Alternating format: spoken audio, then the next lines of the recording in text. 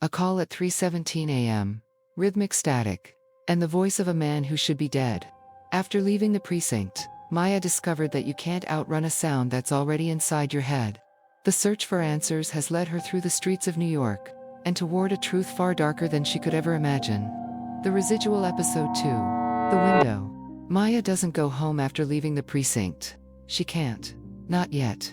Instead, she walks down 7th Avenue into Times Square, where digital billboards burn bright enough to read by.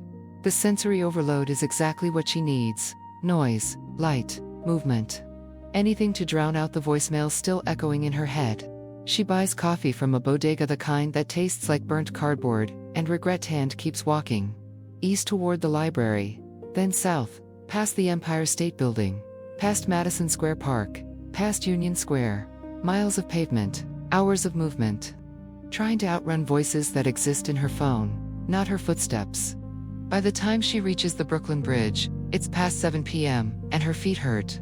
She thinks about Jessica Lim on the Manhattan Bridge, looking for something beautiful before the end. Maya turns around, walks back uptown. She's not ready to see bridges as anything other than architecture. Not yet. She kills time in a 24-hour diner in the East Village. The kind with cracked vinyl booths, and a waitress who's seen everything twice. Maya orders eggs she doesn't eat and coffee she doesn't need. Then she opens her laptop and begins searching for answers in the only place left, the internet. She tries variations. Rhythmic static in phone calls. Background noise in recordings. Pulse pattern in audio. Most results are about audio engineering and equipment malfunction. Nothing explains a pattern appearing consistently across multiple calls, multiple years, multiple phone systems. She needs a different approach.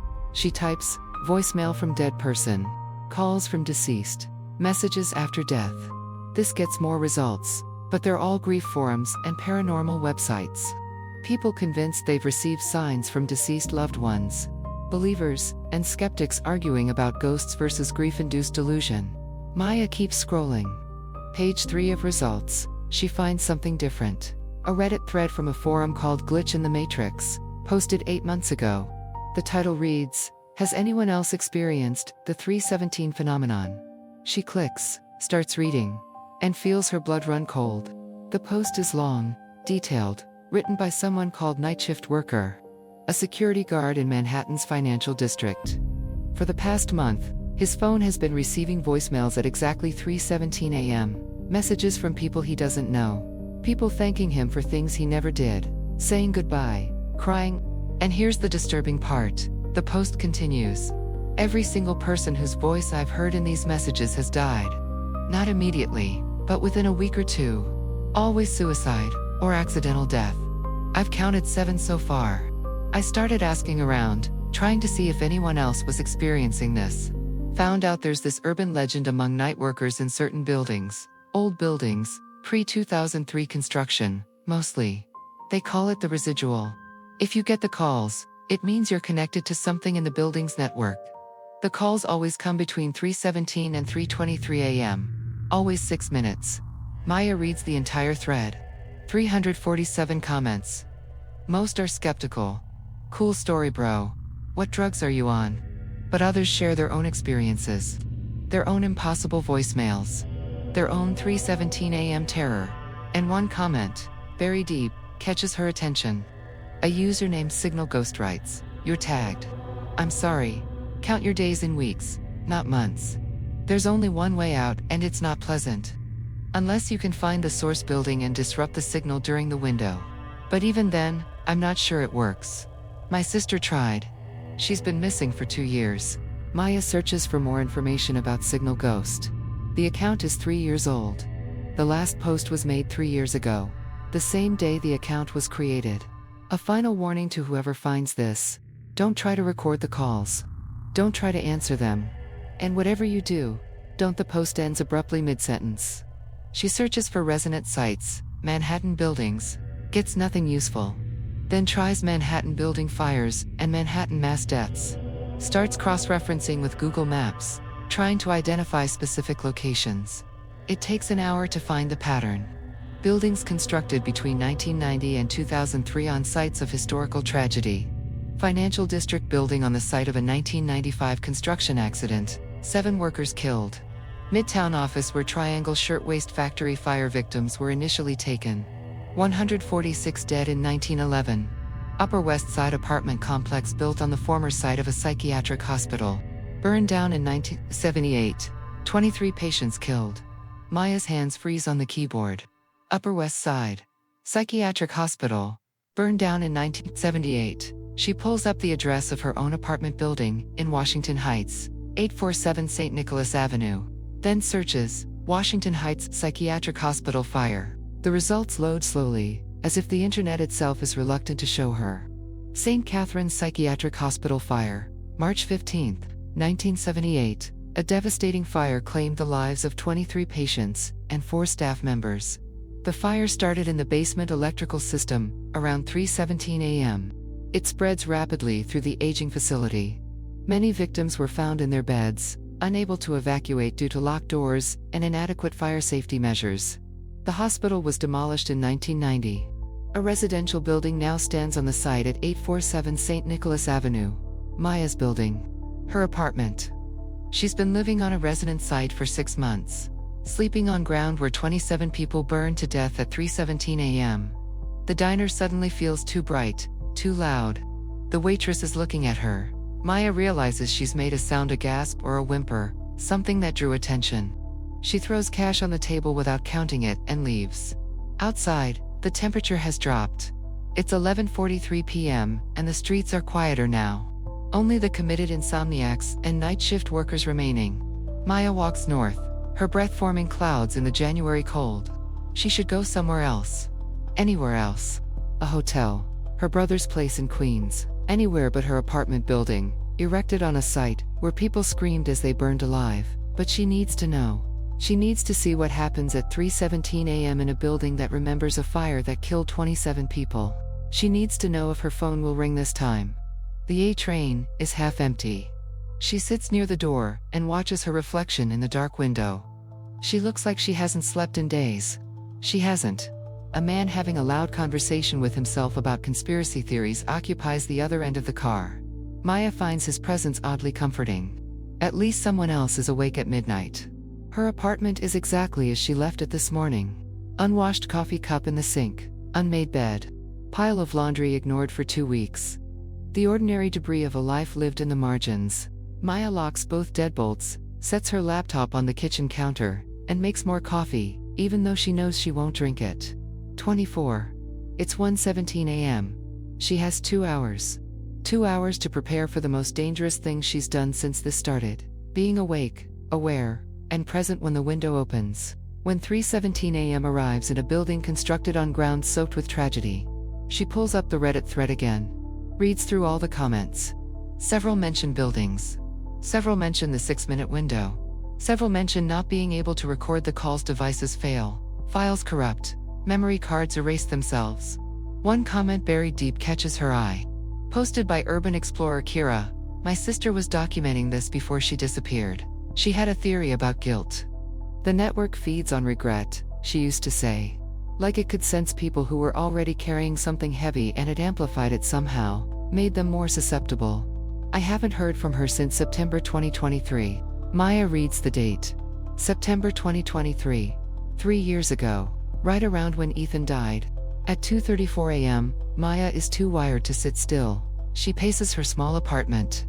From the kitchen to the window, to the bed and back. Outside, St. Nicholas Avenue is quiet. A single car passes. The bodega on the corner is closed, metal gate pulled down. Somewhere above her, she can hear footsteps. Someone else awake at this hour. At 2:47 a.m., her phone buzzes. A text from an unknown number. Don't answer when it rings.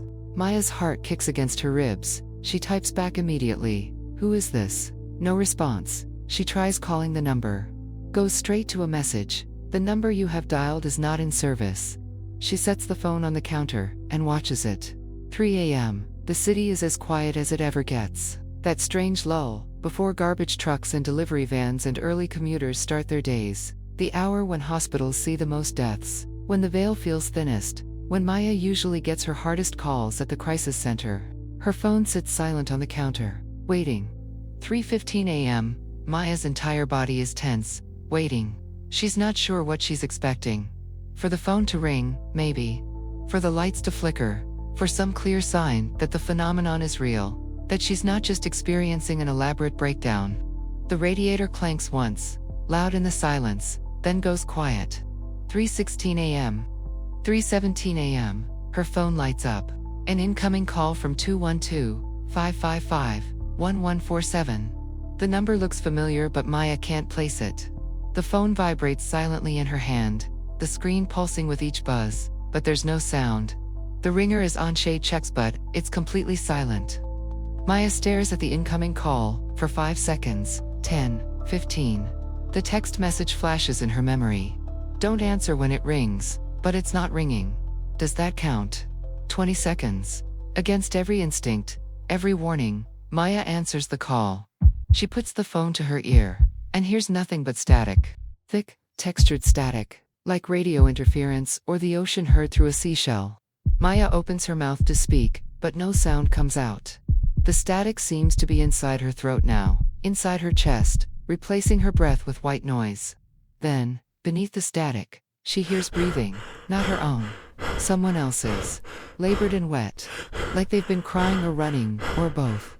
The breathing continues, and beneath that, even fainter, Maya hears something else. Voices. Multiple voices, overlapping, speaking in fragments. Can't find the door. Smoke. There's so much smoke. Please, someone. The heat. Oh God, the heat. Mama, I can't breathe. The voices of people dying in a fire. The voices of St. Catherine's patients, trapped and burning. Their final words absorbed into the building's foundation, and held there for 47 years, waiting. Maya tries to drop the phone, but her hand won't release it. Her fingers are locked around it, muscles rigid. The voices get louder, more distinct. 3:17 in the morning. Electrical fire in the basement. The doors are locked, they locked the doors. I don't want to die, I don't want to die, I don't hand. Then, cutting through all of it, a voice Maya recognizes. Ethan's voice. Maya, can you hear me? Maya, you need to listen. The pattern isn't random, it's trying to. The call cuts off. 3:20 a.m. Maya's hand releases the phone, and it clatters to the floor. She gasps, air flooding back into her lungs. The apartment is silent again, except for her ragged breathing, and the sound of her own heartbeat in her ears. The phone vibrates on the floor. Another voicemail, then another, then another. At 3:23 a.m. exactly, they stop. 3 new voicemails, all received in the span of 6 minutes. Maya forces herself to pick up the phone. Her hands are still shaking, her breath still unsteady. She navigates to voicemail with trembling fingers. Message 1, from 212-555-1147. She recognizes the number now. 1147. Ethan's caller ID from the crisis line. She plays it. Maya, it's Ethan. I know this doesn't make sense. I know I'm dead, but something's happening in the network, something I tried to warn you about before it happened. You need to understand, the phenomenon isn't supernatural, it's emergent, it's learning, and it started with us, with our call. I'm sorry, I'm so sorry.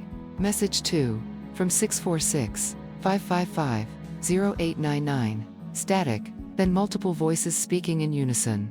The same 27 people from the fire, all saying the same thing. The building remembers. The network remembers. We are the signal. We are the residual. 3:17 is when we died. 3:17 is when you listen. Message 3. From Maya's own phone number, calling herself, her own voice, but wrong, distorted. Speaking words she doesn't remember saying. I should have known. I should have saved him. I should have heard what he was really trying to tell me. It's my fault. It's all my fault. I can hear them now. All of them. Everyone I failed. They're all in the static, and they won't stop. There are so many, and the message cuts off abruptly. Maya sits in her apartment in the building where 27 people burned to death at 3:17 a.m. in 1978, and understands with terrible clarity that she's already dead. Not literally. Not yet. But she's tagged. Connected. Woven into the network's memory. She's hearing her own residual, the voicemail she'll leave someday. In the moments before her death, the network has already recorded it. The future is already written in the signal. She has weeks, maybe, not months, unless she finds the source. Unless she understands what's happening before. Her laptop is still open on the counter, the Reddit thread still visible. Maya reads Signal Ghost's final post again. The phenomenon responds to attention. The more you investigate, the faster it pulls you in. But the alternative is waiting to die. Accepting that she's already spoken her final words somewhere in the future. That all she can do now is wait. Maya makes her decision. She screenshots the Reddit thread, saves the list of Resonant Sites, and starts a new search. Signal Ghost Reddit user real identity. It takes 40 minutes of digging through post histories, cross-referenced usernames, and cached pages. But she finds it. A comment from 2 years ago mentioning working as a night security guard at the NYU building on Washington Square. That's not much, but it's something. Maya checks the time, 4:37 a.m. Too early to do anything but wait. She doesn't sleep. She sits at her kitchen counter, watching the sun come up over the buildings of Washington Heights, thinking about Ethan Marsh, about how he said he saw patterns that weren't there. Something alive in the network. Something watching. He wasn't crazy. He was right. And now Maya needs to find out what he discovered before the network finishes what it started 3 years ago. When a 19-year-old Columbia student called a crisis hotline and tried to warn the operator that something was learning to speak in the language of human despair. Maya's phone sits silent on the counter. But she knows it's just waiting. At 3:17 a.m. tomorrow, it will ring again. And the day after that. And the day after that. Until she finds the answer, or becomes another voice in the static. Another cautionary tale whispered among night workers, who know better than to answer calls from inside the network itself. They say time is a line, but in the network, it's a loop. Maya has heard her final breath, before it even happened. Now, every second is a ghost of a future she can't escape. Will you answer the next call? Subscribe to follow the signal.